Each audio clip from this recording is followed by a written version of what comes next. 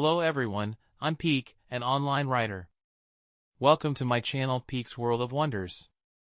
Here, I will write the stories I love, accompanied by illustrations, leading you into a world of fantasy and adventure.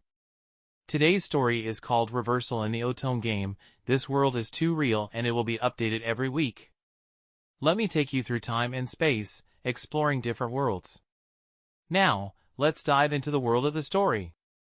Otome Game Rebellion. The world is too real. Chapter 1, Rebirth and Adaptation in Another World. At the edge of a bustling city, on the top floor of an old apartment building, under the dim glow of a desk lamp, Jasmine's fingers gently brushed the smooth cheek of the newly completed BJD doll, smiling with satisfaction. This exquisite creation had taken her an entire month of painstaking work. Every joint, every strand of hair was perfect. The doll's eyes, like shimmering gemstones, seemed to gaze at her, almost alive. Jasmine stretched, her muscles protesting after being in the same position for so long. She glanced at the clock on the wall. It was 3 a.m., another night of unintentional all-nighters. Another late night. She muttered to herself, rubbing her tired eyes. This was the third time this week she had stayed up this late. Outside, the city's lights were still twinkling. Jasmine looked out the window, then turned her gaze back to her small yet cozy workshop. Various doll parts, intricate costumes, and miniature props were scattered across the workbench, and the walls were covered with design sketches and anime posters. This space was small but held all her dreams and passion. She casually turned on her computer and started playing an Otome game, her usual routine, relaxing with a game after completing a project. The game screen showed a medieval European town, with cobblestone streets, wooden houses, and noble ladies in elegant gowns. Jasmine skillfully navigated the game while muttering, "The storyline is still cliché, and the controls are so stiff." She chuckled and shook her head, "But why can't I stop playing?" Just then, a sudden dizziness hit her. Jasmine felt the world spinning, her vision blurring, and her consciousness fading. She tried to stand up but found her body unresponsive. "What's happening?" was her last thought before losing consciousness. When she opened her eyes again, the scene before her brought her back to full awareness: cobblestone streets, wooden houses, and people in ancient attire. Wasn't this the scene from the game she was just playing? The warmth of the sun on her face, the scent of flowers carried by the breeze, and the distant sound of horse hooves, it all felt so real. Jasmine looked down at her body, nearly shouting in surprise. She had transformed into a young man, wearing a simple linen shirt and brown breeches. He now looked around in panic, trying to make sense of the situation. "Is this reincarnation?" he muttered, his mind racing through countless light novels and anime plots. But experiencing it firsthand felt completely different, a deep sense of unreality enveloping him. At the same time, a complex mix of emotions surged within him: anxiety over losing his original identity, fear of this unfamiliar world, and an irrepressible curiosity.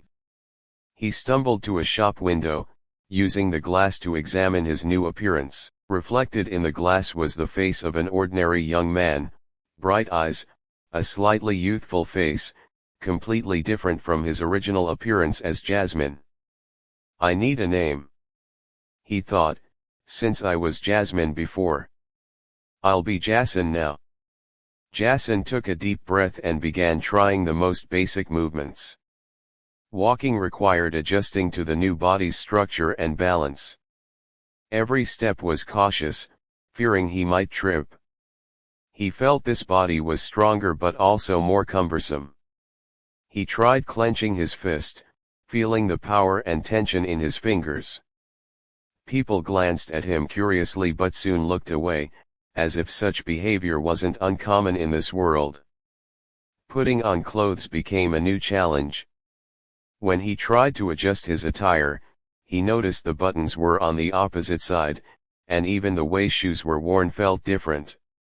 This small detail made him realize that even the most basic daily actions were now unfamiliar to him. What he found most disconcerting was the way people looked at him. As he walked down the street, no one gave him looks of affection or disdain. Instead, he felt a sense of equality, which was both novel and unsettling.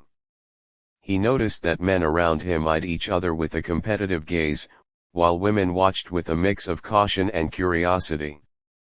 Strolling through this unfamiliar town, Jasin tried to recall the game's settings. The cobblestone streets were lined with various shops, the air filled with the scent of fresh bread and spices. In the distance, a majestic castle stood atop a hill, its flag waving in the breeze. He noticed that occasionally, people in robes would pass by, holding strange staffs or magical books. Does this world have magic? Jasin wondered, recalling the game's magic system. He saw a vendor selling crystals that glowed faintly, surrounded by excited children. Just then, a commotion erupted at the end of the street.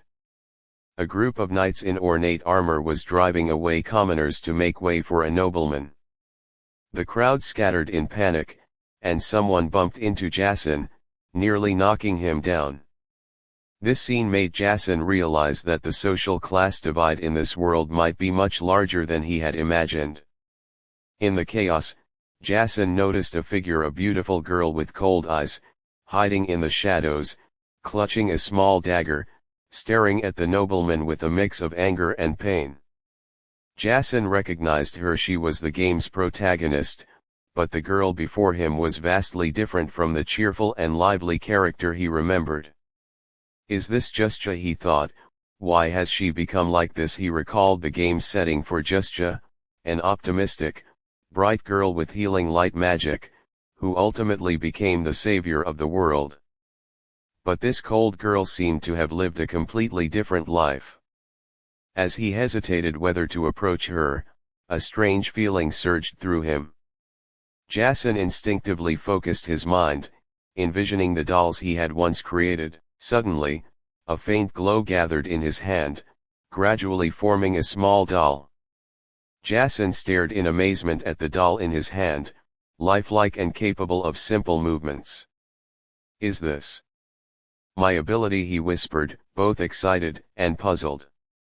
He observed the doll closely, finding that its joints and expressions could be freely controlled, just like the BJDs he used to make. Jasin tried controlling the doll with his mind and found it could move according to his thoughts. Just then, Justja's gaze suddenly shifted to Jasin. Perhaps the light in his hand had caught her attention. Their eyes met, and for a moment, Jasin felt a strange connection. A flicker of surprise passed through her cold eyes, followed by a wary look. She said nothing, merely giving him a cold glance before disappearing into the crowd, as if she had never been there. This brief eye contact sent a shiver down Jasin's spine, making him realize that the Justja in this world might have experienced some dark events to become who she was now. Jasin stood there, holding the magical doll, feeling a mix of emotions. He knew he had to quickly understand the rules of this world and his abilities to survive in this unfamiliar environment. As the sky gradually darkened, Jasin realized he needed to find a place to stay for the night. But without any money, he felt troubled. I need to figure something out, Jasin muttered to himself, scanning his surroundings for clues. He noticed a modest-looking inn at the corner of the street. A wooden sign outside read hiring temporary workers. An idea struck him, and he walked over. He pushed open the door and entered the inn. Inside was simple but cozy, with a middle-aged woman busy behind the counter. Jasin approached politely and asked, "Hello, I saw the sign outside about hiring temporary workers. Do you still need help?" The woman looked up and examined Jasin closely. Do you have any skills? We need someone to help with cleaning, carrying things, and tidying up the rooms. Jasin thought for a moment and replied, I can help with cleaning and tidying up rooms, and I can carry things. I just need a place to stay for the night. The woman smiled, all right, we do need some help right now. You can stay tonight and start helping out tomorrow morning. I'm Martha, you can call me Martha ma'am. Thank you, Martha ma'am. I'm Jasin, Jasin said gratefully. Martha led Jasin upstairs and showed him to a simple but clean room. This is your room. I hope you like it. Dinner is ready, you can come downstairs to eat. Jasin entered the room, put down his belongings, and looked around. The room was small but warm and comfortable. He felt a wave of relief knowing he had a place to rest for the night. But then he felt the urge to use the restroom. Standing in the small bathroom at the end of the second floor, Jasin blushed deeply. He looked down at himself and realized a very awkward problem. He had no idea how to use this new body to go to the bathroom. Oh my God, this is so embarrassing, he whispered, feeling his ears burning. Jasin nervously looked around, afraid someone might suddenly walk in and see his predicament. He took a deep breath, trying to calm his racing heart. After several clumsy attempts, with some small mishaps and muffled exclamations, Jasin finally figured out the right way.